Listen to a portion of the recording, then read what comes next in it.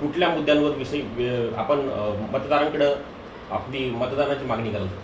मागच्या वेळेस जेव्हा महेश बालदी उभे राहिलेले तेव्हा त्यांनी सांगितलेलं की या उरण मतदारसंघात मी 500 कोटीची कामं करेन मी जर आमदार झालो तर.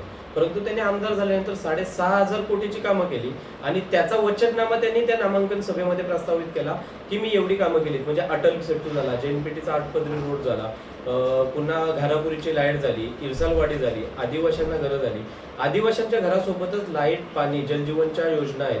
अशा बऱ्याच प्रत्येक गावात आणि प्रत्येक आदिवासी पाड्यात महेश बालदीजींनी आज 6,500 कोटीची कामं केली. कोट्यवधीचा निधी ग्रामपंचायतला कधी माहिती नव्हता, म्हणजे 5 ते 10 लाखाच्या वरती निधी कधी आला नव्हता. परंतु केंद्राचा त्यांचा जो रेफरन्स आहे किंवा त्यांच्या ज्या ओळख आहे त्या ओळखीच्या याच्यात या उरण विधानसभेचा कसा जास्तीत जास्त विकास होईल अशा पद्धतीने ते काम करतायत. तर मी नक्कीच मतदारांना, समाजाला सोडून मी मतदारांना नक्कीच आवाहन करेल की आपल्याला जर आपल्या उरणचा विकास करायचा असेल तर येत्या विधानसभेत सुद्धा प्रचंड बहुमताने आपण महेश बालदीजींना यांना निवडून दिलं पाहिजे. कसं पाहता, काय घेऊन दिवा पाटलांच्या नावासाठी प्रयत्न कराल, कशी तयारी केलेली आहे? कसं पाहता भारताचे पंतप्रधान आपल्या जिल्ह्यामध्ये येत असताना? नक्कीच पंतप्रधान जर येत असतील तर तो फक्त आपल्या जिल्ह्याचा गौरव नाही तर आज नरेंद्र मोदीजी हे जगात भारताला प्रेझेंट करताना एक भारताचा गुणगौरव प्रेझेंट करतात. आणि ते करत असताना नरेंद्र मोदी जेव्हा इथे येतील आणि जर दिवा पाटलांचं नाव देतील तर आमच्यासाठी नक्कीच ते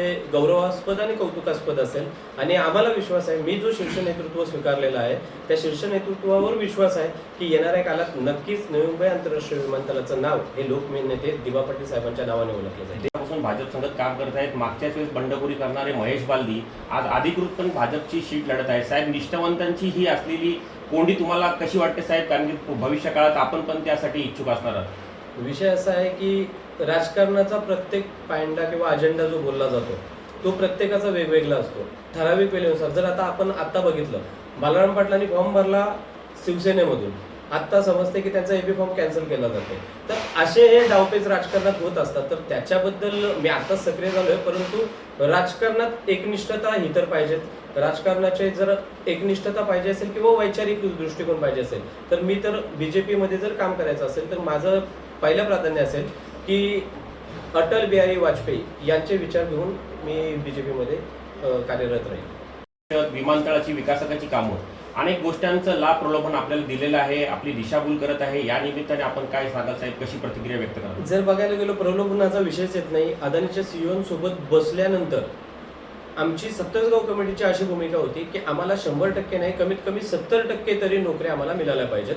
परंतु त्यावेळेस महेश बालदीजींनी CEOना ठणकावून सांगितलं की ते 70% नाही, पहिल्यांदा 100% कोटा असेल तो स्थानिक प्रकल्पग्रस्तांचा असेल.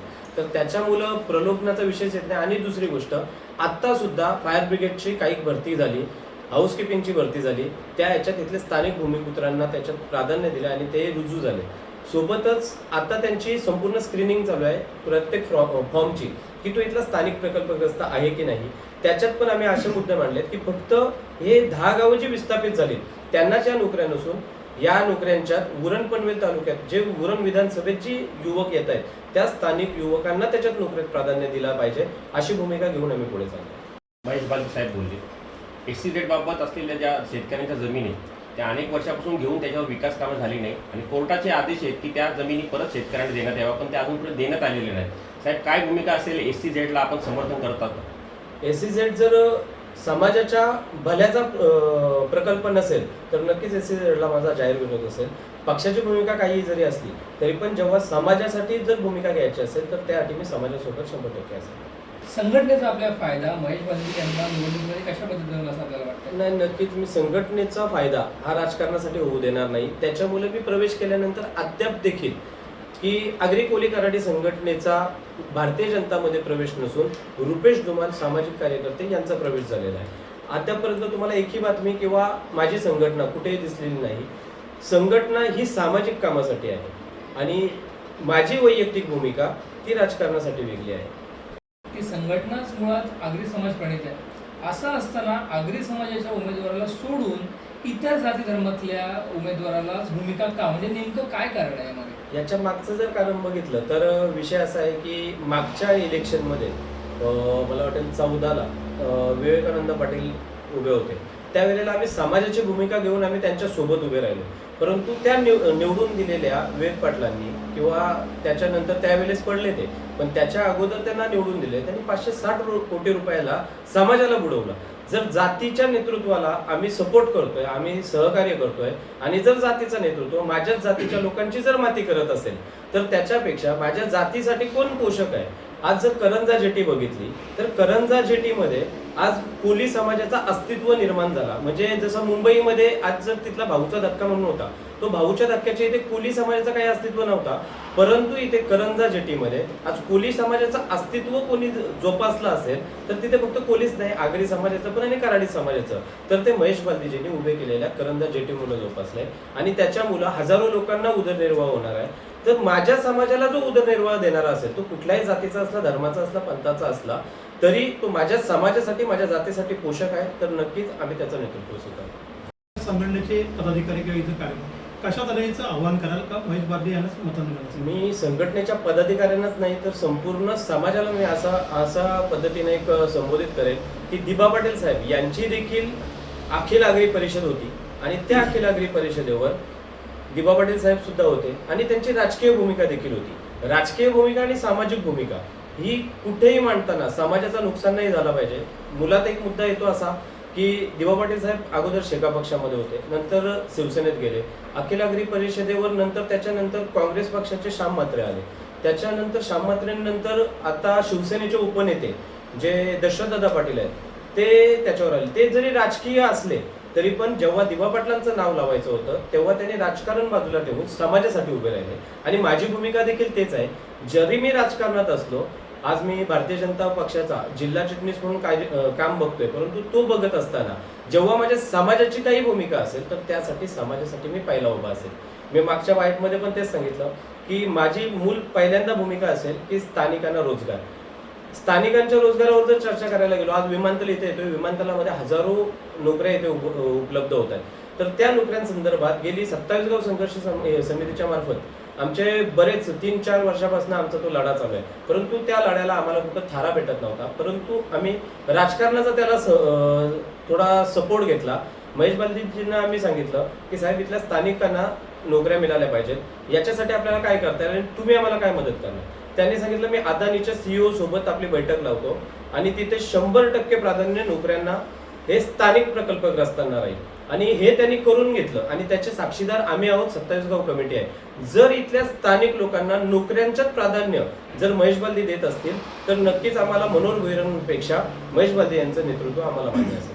स्टुडंटचं राजकारण बघत होतो, मनोहर शेठ भोईर आणि महेश बालदी यांच्यामध्ये थेट लढत होईल असं एक चित्र होतं. मात्र आता या रेसमध्ये शेतकरी कामगार पक्षाकडून प्रीतम म्हात्रे यांनी अर्ज दाखल केला आहे. कसं पाहता एकूण या तिरंगी लढतीमध्ये? तिरंगी लढत झाली किंवा दुहेरी लढत झाली, कुठलीही लढत झाली तरी सुद्धा भारतीय जनता पक्षाचे जे 355 बूथमध्ये जे कार्यकर्ते आहेत प्रत्येक गावाच्या शेवटच्या मतदारापर्यंत पोहोचलेले आहेत. महेश बालदीजींनी केलेली जी विकास कामं आहेत, अटल सेतू झाला, घारापुरीला एवढ्या वर्ष लाईट नव्हती, स्वातंत्र्य कालापासून तिथे लाईट नव्हती, आज तिथे जर लाईट महेश बालदीजींनी पुरवली तर ती मारवाडी समाजासाठी तर नाही पुरवली, ती तिथे राहणाऱ्या आगरी, कोळी, कराडी जो समाज आहे त्या समाजासाठी पोहोचवली. मग अशाच ज्या गोष्टी आहेत, अशी विकास कामं आहेत जी आज आपण इरसालवाडी बघू. इरसालवाडीचा 1 वर्षात पुनर्वसन केलेला महाराष्ट्रातला पहिला प्रकरण कुठला असेल तर इरसालवाडी आहे. मग आदिवासी समाजाचा जर कैवारी कोणाला बोललं जातं तर ते महेश बालदीजींना बोलतात, कारण की त्यांनी या विधानसभेच्या याच्यात अजेंड्यात वचननाम्यात त्यांनी ठेवलंय की येणाऱ्या काळात आम्ही एकही घर कुडाचं ठेवणार नाही, आदिवासींची संपूर्ण घरं पक्की करू. असा नेतृत्व मला वाटतं या स्वातंत्र्यानंतर देखील या उरण विधानसभेला लाभला नव्हता, तो आज महेश बालदीजींच्या स्वरूपात लाभलेला आहे. 190 उरण मतदारसंघाच्या उमेदवारी अर्ज दाखल करताना भारताचे केंद्रीय मंत्री व्यासपीठावर उपस्थित होते. महेश बालदी हे नामनिर्देशन पत्र दाखल करत होते. त्या व्यासपीठावरून आपल्या नावाचा उल्लेख करण्यात आला. आपल्या या भूमिकेवर आगरी, कराडी, कोळी या समाजाचं प्रतिनिधित्व करताना परप्रांतीयाचा एक मुद्दा छेडला गेला. एक असा नेरेटिव्ह सेट केलेलं आहे की महेश बालदी यांना जर हा मुद्दा राजकारणाच्या पलीकडे जाऊन जर हाताळला गेला तर अनेक मतांचा त्यांना तुटवडा जाणवेल. साहेब, एक नेतृत्व म्हणून आपण आत्ताच भारतीय जनता पार्टीच्या मध्ये प्रवेश केलेला आहे. कशा पद्धतीने ह्या विषयाला पडाल, कशा पद्धतीने आपल्या प्रतिक्रिया मांडाल? बघायला गेलो तर महेश बालदी हे मारवाडी जरी समाजाच्या असले, प्रत्येक जातीची लोक इथे राहतात. इथे फक्त आगरीच लोक राहतात ना, इथे आगरी राहतात, कोळी राहतात, कराडी राहतात, आदिवासी राहतात, बुद्धिस्ट राहतात, बऱ्याच समाजाची लोक इथे राहतात. म्हणजे असं नाही की कुठल्या एका विशिष्ट जातीने विधानसभेचं नेतृत्व केलं पाहिजे. तर तो नेतृत्व करत असताना जर मारवाडी समाजाचे असले तरी त्यांचा जन्म इथे झालाय, त्यांचे आई वडील इथे आलेले होते आणि ते 4 वेळा नगरसेवक राहिले, नगराध्यक्ष राहिलेत, आमदार झालेले आहेत. अद्यापपर्यंत जर परप्रांतीय बोलत असतील तर मला वाटते कुठेतरी चुकीचं आहे. आणि जर मुळात बघायला गेलो तर विरोधकांकडे बोलायला दुसरा कुठलाही मुद्दा नसल्यामुळं ते फक्त त्याच्यावर येतात, कारण की त्यांच्या नेतृत्वाने कुठलीही विकास कामं केलेली नाही.